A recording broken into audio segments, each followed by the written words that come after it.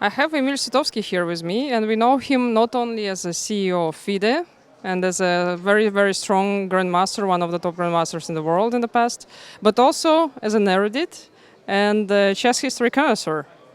So today's interview will be in the form of a quiz for you. And the first question is, who became the world champion in the oldest age? Wow, that's a very difficult one. I have to go one by one. The first question, the first most logical is Steinitz, of course. Let's say he surely became first-time world champion. If we don't count Botvinnik, who let's say won some match, but first times on Steinitz for sure. Yeah, so far so good. 1 point for you. And who was the youngest? Okay, we have only two contenders, which is Kasparov and Tal, but Kasparov was younger, to my opinion. So Kasparov won. Let me do the count. Kasparov won in '85, and he was born in '63, so he was 22. Tal was born in '36, and he won in '59, so he was 23. So we go with Kasparov. Kasparov is the right answer, but now it's a tricky one. Which do you think was the average age of all champions becoming the champions? Like we had the oldest, we had the youngest, but what would be the average? Just a guess. I understand it's impossible. It's impossible to know. It's possible to calculate very quickly. Steinitz takes it considerably further than it should be. So I think the median should be around 27, 28, but the average should be about 33. Wow, that's amazing. It's 33, exactly. Bravo, Emil. And this brings us to the question. Gukesh is 18 years old. So is it possible to become the world champion so early, at 18? Do you think we will see it in Singapore? It's definitely possible. He's almost there, and he enters this match as an Elo favorite. So obviously his chances are not less than 50%, and I would say higher. So yes, and he seems also to be very much focused on that. So obviously it is possible, but I don't think Dink is ready to accept it. Now let's get to the next point of our quiz. Can you remember some of the longest games at the World Championship matches? Yes, only two games were really long, as far as I remember. One is Carlson-Nepo Game 6. That's the longest, and I don't remember exact number of moves. It was something between 125, 27, something like that, maybe. 120 something, I would say. Before Googling, I thought it was 129, but in fact it was 136 moves. Oh, even like that. And the second one was Korchner-Karpov.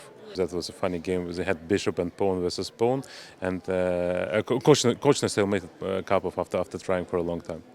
Exactly. I don't know how you remember all that. And that game was 124 moves. And then this brings me to another question. So if the players in Singapore will have such long games, who do you think will prevail in them because of the physical shape, maybe, endurance and so on? I'm not sure. I'm not sure that you need exactly physical shape on the 7th hour, actually. I think the physical shape tells more on the 4th or 5th hour, and then if you overcome certain moment, you already play once again pretty well. At least that was my experience, and that's what I spoke with many players about, that the critical moments, the fatigue comes hour 4, hour 5. Now, typically, if you go to hour 6 or 7, the position is already pretty simplified. So it's a technical position, and often you can play either by hand or by intuition, and there maybe you don't need necessarily to calculate as much. So I don't know. I don't think it will necessarily favor any of them. We could see many games when younger players were collapsing against older players, and I remember Korchner playing with Ponomarev. There was a match they played in the year 2000, I think, or 2001, when Korchner was 70 and Ponomarev was 17. And basically the match was 4-4 because Korchner was winning all these long games, and he was claiming that Ponomarev was simply exhausted towards the end of the game. So it's a bit of a question where it's also I think your experience tells more at the final part of the game, and you know more patterns, you know how to handle it more. So I wouldn't say that youth necessarily gives you an advantage in the very long games. Okay, fair enough. Next question from our quiz. can you remember what was the first prize fund in the first World Championship match, and how did the player, let's say, find this prize fund?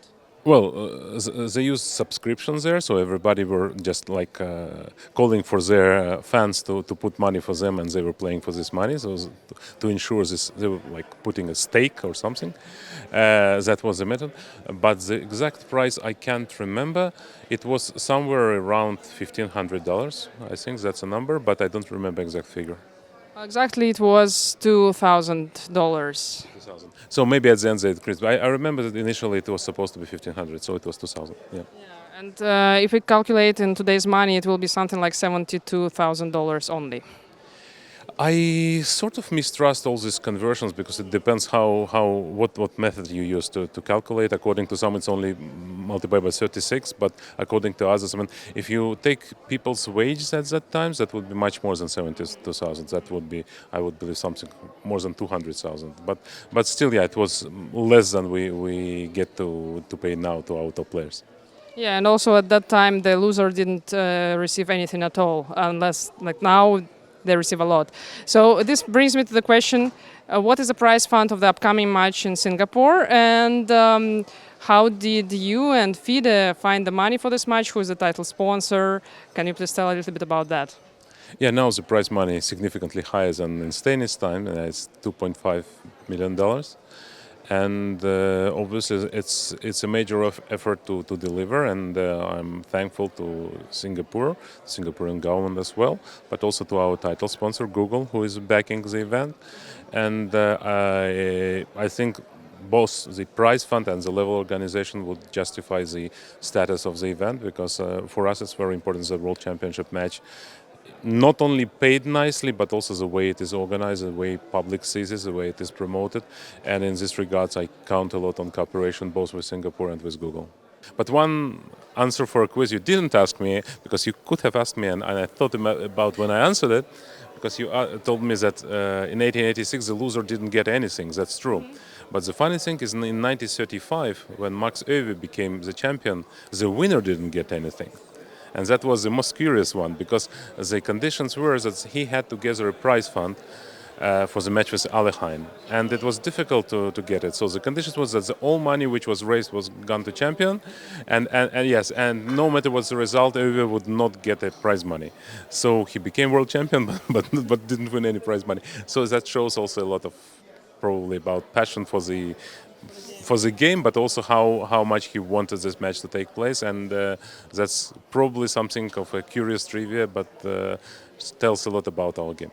Yeah, absolutely. Also shows how much things changed since then and how much chess became a professional sport these days. Well, my final quiz question is pretty simple for you, I think, but still, who became the world champion the most number of times and at the same time was not winning matches in the status of world champion? Well, but Vinnik never won any match as a world champion. It's a funny thing that the first time he won, it was also not the world championship match. It was a match tournament in 1948. Then he drew his match with Bronstein in 51. Then he drew another match with Smyslov in 1954. Then he lost to Smyslov in 57. Then he regained it in the match in 58 by not being a champion. And then he repeated the trick with Tal in 60 and 61 when he lost in 60 and regained it in 61 and finally lost in 63 to Petrosian. Yeah, it's very funny that Botvinnik never won it.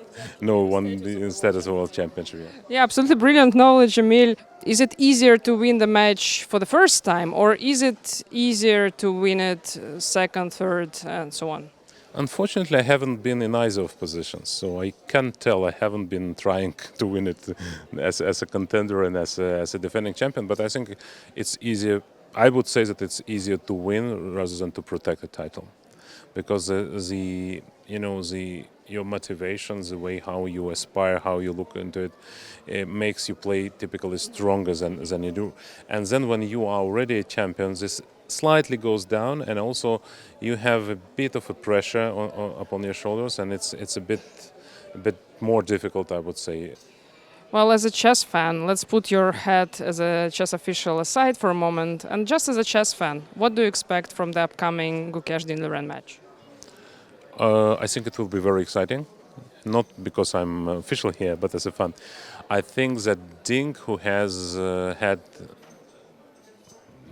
unimpressive year, would recover towards match in one or another way. I don't think he will be the same Ding who was, let's say, beating everyone in 2019. I think, and when he climbed to number 2 in the world, but let's say he will be worthy of a world champion in this match. And the question how high can Gukesh shoot? So I expect it to be rather close match with unexpected twists throughout. So let's see if my forecast works. And anyways, I'm fascinated as a fan, and I'm happy that we managed together with Singapore and with Google to pull such a match, which undoubtedly would be one of the most memorable in recent history.